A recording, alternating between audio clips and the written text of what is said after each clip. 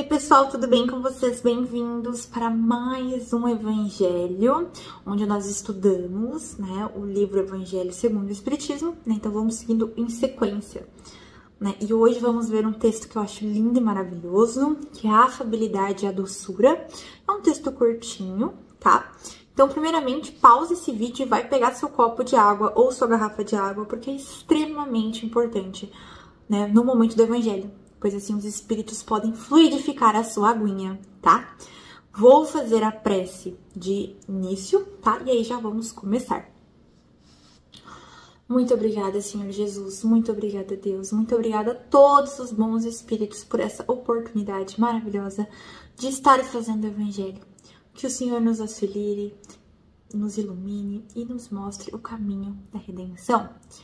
Que os espíritos estejam conosco nesse momento do Evangelho, que assim seja. Pessoal, vamos lá. A afabilidade e a doçura. A benevolência para com os semelhantes, fruto do amor ao próximo, produz a afabilidade e a doçura, que são as formas de sua manifestação. Então, a bondade, a benevolência com os semelhantes, é um fruto do amor ao próximo, tá? Que é um dos maiores mandamentos, Quando Jesus pergunta qual que é o maior mandamento, primeiro fala amar a Deus sobre todas as coisas, e o segundo mandamento era amar ao próximo como a ti mesmo. Então, isso faz parte.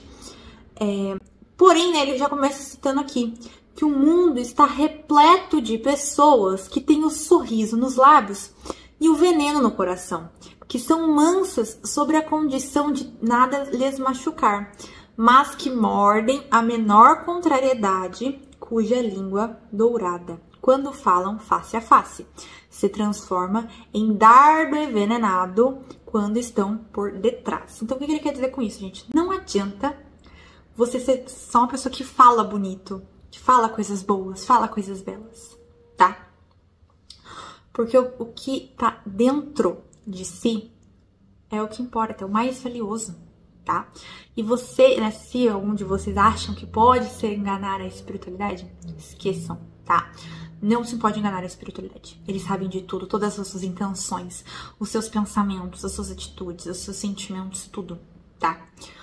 E por isso que a reforma íntima e a jornada de evoluir nessa vida no sentido de trabalhar os seus defeitos, trabalhar as suas chagas, é tão importante. Porque a gente não tá obrigando a vir com o coração puro. Não, se estamos na Terra justamente porque não temos o coração puro. Gostaríamos de ter, pelo menos eu gostaria, mas ainda não tenho. Mas quando você se dispõe, nessa vida eu vou fazer de tudo para ser bom, para ser o melhor de mim. Você começa a trabalhar seu interior.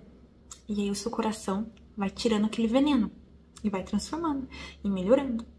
Mas ainda a grande porcentagem dos humanos que tem aqui na Terra tem o coração envenenado, tá? E aí não adianta. Não adianta você só falar palavras bonitas, tá?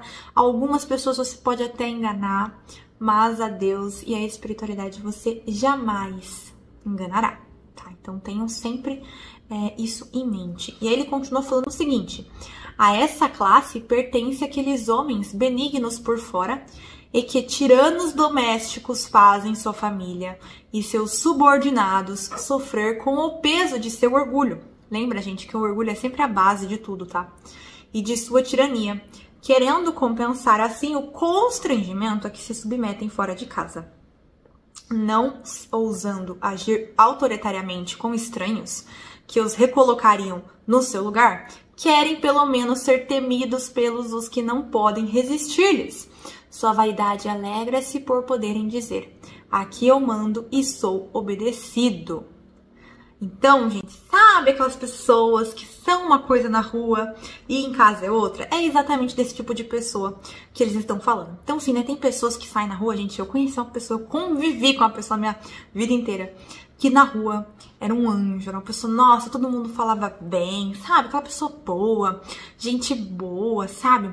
Fazia tudo certinho. Aos olhos de pessoas de fora, parecia humilde, sabe? Aquela pessoa humilde, que não quer nada, que, nossa, aceita de bom grado tudo que lhe dão. Era essa pessoa. Chegava em casa, era só humilhação. Ela xingava, ela humilhava, ela queria controlar, ou seja, mostrar que tinha controle sobre as pessoas ao redor dela. E é isso aqui, exatamente isso. Eu acredito que todos vocês já tenham conhecido uma ou mais de uma pessoa que é assim, que na rua é uma coisa e em casa é outra. E é justamente por isso, porque elas não podem ser quem elas são com as pessoas de fora, porque elas sabem que se elas forem essas pessoas, as pessoas, né, vai ter gente que vai colocar lá no lugar dela, e elas são em casa, pra elevar o ego. Gente, essas pessoas, a maioria dos humanos, né, tem o ego elevadíssimo. E é justamente o ego que tem que ser trabalhado, o ego tem que ser quebrado, porque o ego e o orgulho junto é só caos, é só problema. Então, nós passamos anos das nossas vidas construindo o ego, que é normal, é natural. E chega um momento da tua vida, do teu despertar espiritual, quando você desperta, que você vai começar a desconstruir o seu ego, ou seja, trabalhar nele e parar de ficar querendo se provar por ele, porque o ego, gente, ele grita, ele quer validação, ele quer ser aclamado, ele quer ser, sabe, exaltado, ele é essa coisa, sabe? Ser exaltado, de ser, ai, ego, eu sou isso, eu sou aquilo, eu quero isso, eu quero aquilo. E aí, quando você desperta, você tem que desconstruir ele. Pisar por cima dele. E dói pra caramba, gente, pisar por cima do orgulho e do ego. Quem tá vivendo a reforma íntima sabe o quanto é dolorido.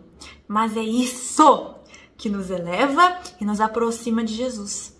É o que nos eleva e nos faz nos depurar mais um pouquinho. E cada dia um pouquinho mais. Entendeu? Até um dia que nós voltarmos, né, para nós voltarmos pro reino dos céus, e aí sim ver o tamanho da nossa evolução. Então, essas pessoas existem e nós temos que olhar para elas e pensar, eu não posso ser assim. E tem, pessoal, outras situações que eu tava até refletindo sobre isso, que é o quê? Todo mundo que te fez mal aí, que te prejudicou, que te agiu com você de forma que você não concorda, que você não gostou, que você se sentiu mal, use de exemplo para você não repetir isso com outras pessoas. Eu mesma, pessoal, eu passei, eu convivi com pessoas que me causaram mal, que me manipularam, me enganaram. Enfim, como todo mundo, tá, gente? Todo mundo passa por isso. Todo mundo é enganado uma vez na vida, é manipulado, enfim. Mas eu, graças a Deus, né, depois de um tempo, além de eu perdoar essa pessoa, que você tem que fazer isso, né, eu aprendi que eu nunca seria igual a essa pessoa. Então use essas pessoas, né, esse tipo de pessoas que ainda existe no planeta Terra, infelizmente, né? Ou felizmente também, porque elas estão em evolução, a gente tem que entender isso, né? Um dia também fomos assim. Mas use pra você aprender a nunca ser assim, a nunca agir dessa forma, tá? É disso que a gente tem que tirar esse aprendizado, tá?